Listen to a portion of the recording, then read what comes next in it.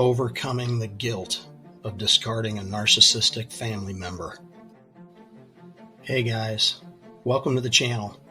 Today's video hits super hard for me because it's about something personal in my life, in my family. There's a long trail of damage that's involved, and even though we have been able to leave a lot of people behind and move forward, knowing our decisions have been the best and most healthy for us, there is still some guilt that lingers because we're talking about flesh and blood here. This is family.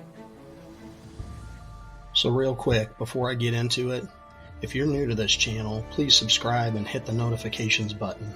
The more people I am able to reach, the more people we can help. I also wanted to let you all know that the comments you guys leave on this channel, they're super courageous. Some people struggle with sharing delicate things about themselves. So thank you to everybody that opens up and interacts with this channel. I greatly appreciate it. All right, now let's get to the story. I'm sure a lot of you have had to deal with narcissistic family members. And at least for me, they're the toughest ones we deal with. I mean, these people are our family. How could they even give any thought to treating us with disrespect? Mentally torturing us by telling lies, trying to pit one family member against another. It just makes me sick. So we had this family member that was so hypersensitive. If we would say or do the smallest thing, they'd take it wrong and then disappear for months at a time. They had gotten me all figured out, and they knew I have always been an open book. I don't hide anything from anybody. And they took advantage of that. They knew that when they went ghost on us, I would reach out constantly, trying to fix the situation, whatever the situation was at the time. And over time, I finally learned that they actually enjoyed what I was doing. They were getting their supply out of me.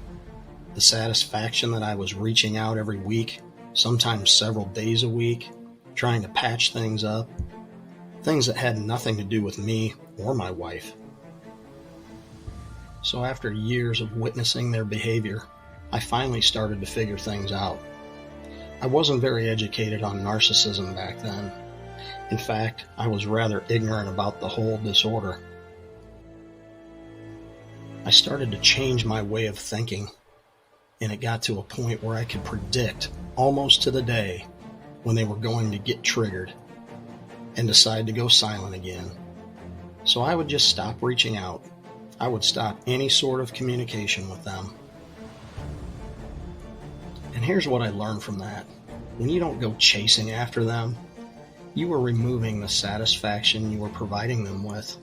So instead of being gone for months, they'd only start disappearing for weeks. And when that started to happen, I thought to myself, hey, I might be onto something here. Maybe by not giving in to them, not giving them any satisfaction, by not feeding into whatever triggered them in the first place, I was able to get rid of some of that guilt I was feeling. Because at first, I'd feel guilty for not trying to go and fix them, get them out of their hiding place. But after a while, I learned more about myself. I learned I can't go around trying to fix everything that I see as broken. And don't get me wrong, this person is definitely broken. But by learning to understand their behavior, it helped me deal with everything a whole lot better. So after this cycle went on for years, and I had stopped trying to fix this person, all of a sudden they show up with a lady friend, a very close friend of ours.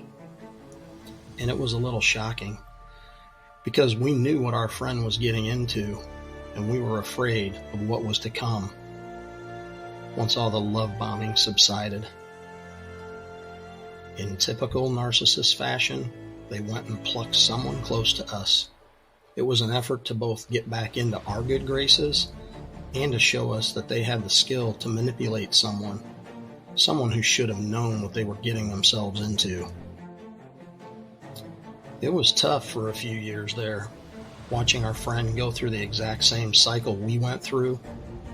Oh sure, There were a lot of great times when we would all get together, but over time, we could tell that those good times were slowly dwindling away.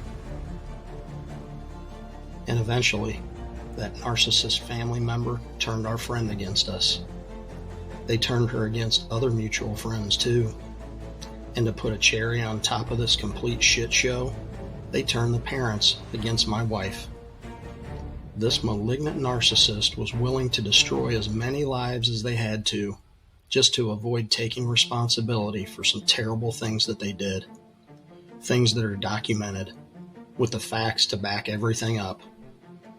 They fractured a family that will never be anything close to what it used to be.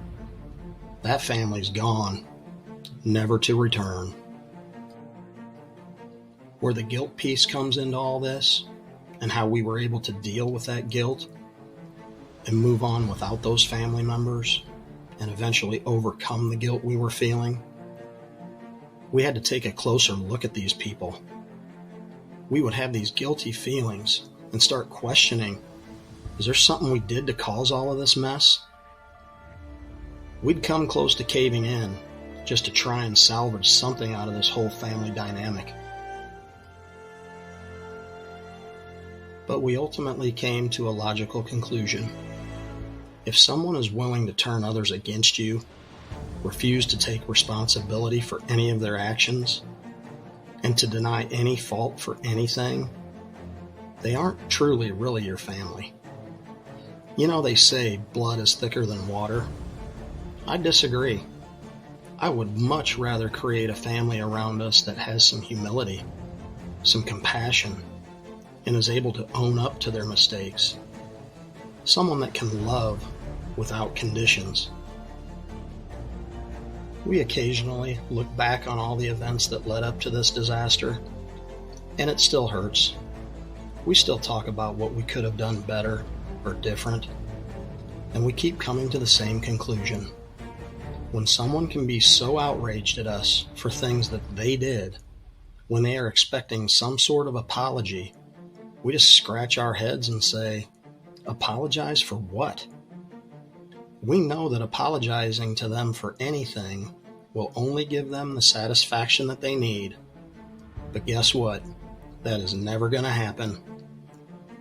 Even if apologizing would fix things, it would only be a temporary fix.